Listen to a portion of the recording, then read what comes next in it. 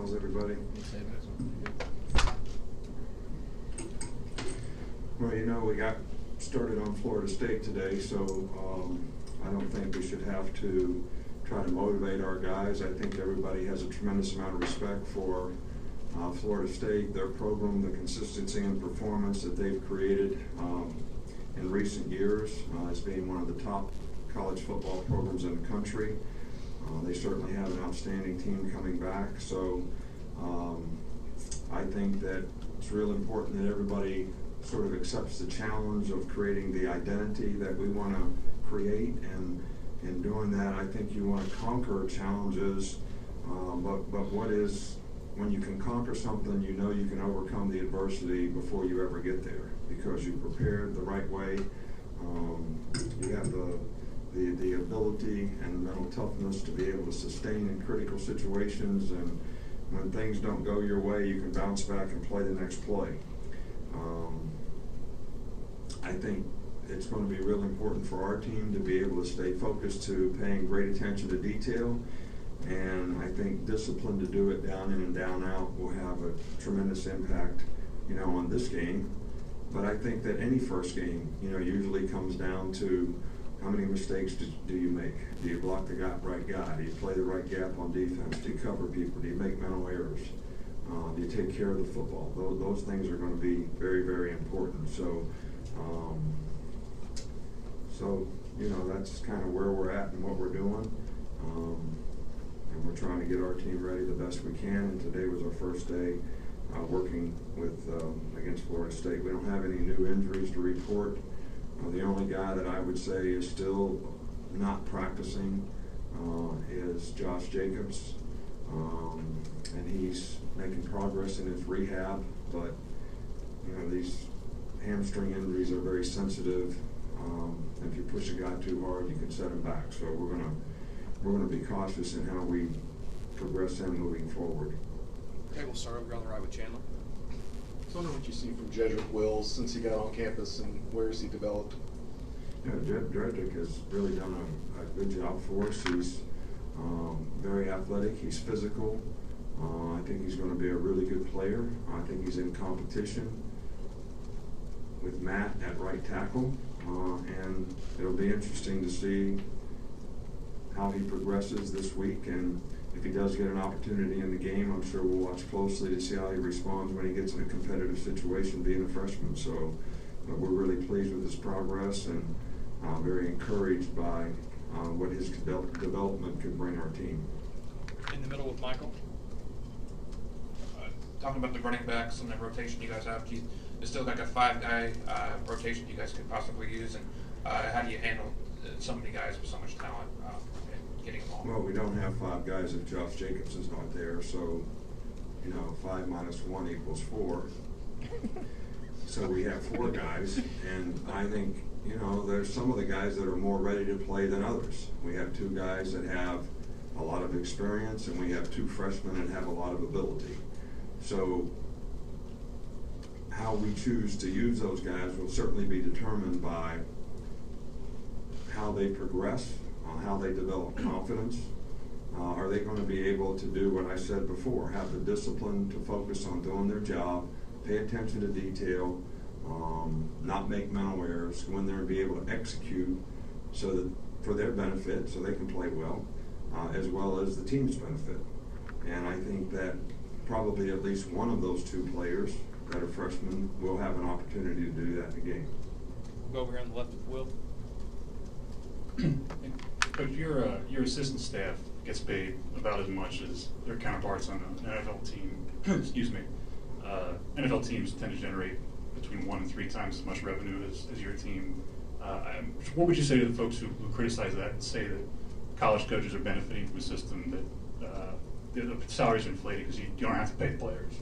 Well, I don't think it has anything. The reason that we pay the coaches that we have and we have the size staff that we have is to benefit the players.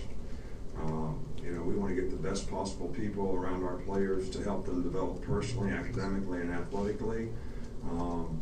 And look, the people that we pay, it's the market. It's what the market bears. They've had opportunities to go other places and make more.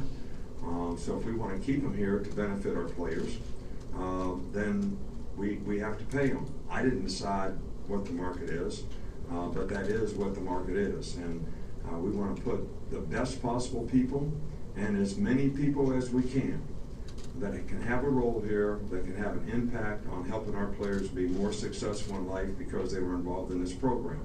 It's not just about how they develop as football players, it's how they develop as people. It's how they graduate from school and develop academically so they can develop a career off the field. And it's also, do they have the kind of character and attitude, leadership and example that's going to help them be the kind of people that can have success in their life. So, and it doesn't bother me. I don't even notice that we get criticized and could care less. And we do as much for our players here as the rules allow, and we would continue to do that so that, look, do I acknowledge the fact that it's an issue? But college football is college football. So if we want to make it professional football and pay the players, then that's somebody else's decision. It's certainly not something that I should decide. Go in the back with Cecil. Coach, is there anything unique, you're putting Florida State scout teams in, and is there anything unique in preparing for them at all? Well, I think the thing that Florida State does really well is they have very good players. They do a great job of developing their players. They have a system that they do an outstanding job of executing. Look, it's a little bit more traditional, and I think that's a good thing because they beat you with execution. And that's why I say that discipline and focus to attention to detail are going to be very important in this game because that's the kind of team we're playing. They're very physical, they play with a lot of toughness, but they also do a great job of executing the plan that they have. And Jimbo is, very creative in what he does, but they're a little more traditional. When I say that, I'm talking about they're not really a spread team. They have RPOs, but they don't live and die with them. So it's really difficult to get the scout team to be able to execute at that level for us. It's always a challenge on defense. And a quick follow-up. In recruiting running backs last year, you obviously recruited Cam Akers as well as Najee. How did your recruiting of running backs go last year? How did that wind up with Cam at FSU and Najee here? Well, both are really, really good players, and we would have been excited. We're excited about the guy we got, and we would have been very excited if we would have got Cam Akers because we think he's a fabulous player, and I'm sure he'll have a great career there. And he was a good person, very productive in high school. I don't really compare players. They're both very good players, and we'd love to have both or either one in the program. Back up front here with Mark. Just how has Hootie Jones developed going into his senior year, and what kind of role can he have on the team this year? Hootie's had a really good camp, done an outstanding job of, I think he's got more confidence, he's playing with more confidence, he's got a good understanding of what the expectation is to do his job very well and on a consistent basis.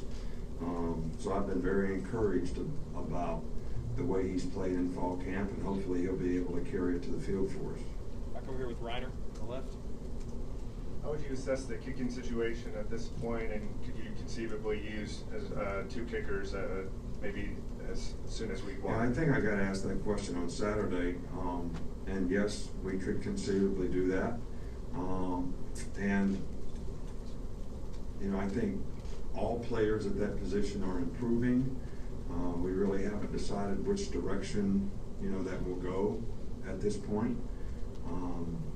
JK is in the mix to do long field goals and kick off, and there's competition with the other guys to see who the most consistent guy is to do the regular field goal kicking. Here with Alex. Along those lines, with kickers, you've talked about how there's a mental approach that they have to kind of prepare themselves. What kind of They have benchmarks for how they need to do things, and it's challenging to be able to duplicate that over and over and over again and not even get bored with it at times. I think you see it sometimes again in golfers. You know, you see guys winning all these major championships and all of a sudden they get a new swing coach and change their swing. Why would they do that? Because they're driven to get better. And I think that's what happens with a lot of guys that are kickers and punters. They're always driven to get better.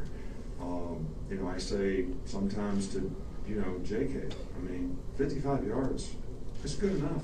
You don't have to kick it any further than that. All right, so just how about, I'd be real happy with just that.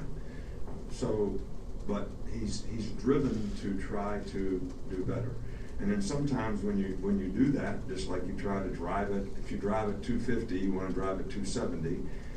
Then when you start trying to drive it 270, you can't hit it 230. I mean, it's a metaphor of life. I mean, that's how it is in life. You know, I mean, I always try to get better, and sometimes, you know, make the right choices and decisions to do it. You can't stay focused on the right stuff, and you know, sometimes it doesn't work out too well. So that's always a challenge. Wrap up here in the back with Joe. Hey, Coach, in the time that you spent working with Jimbo Fisher, what did you see from him that led you to believe that he'd have the type of success he's had? Well, Jimbo, I thought, has always been one of the best coaches I've ever been around.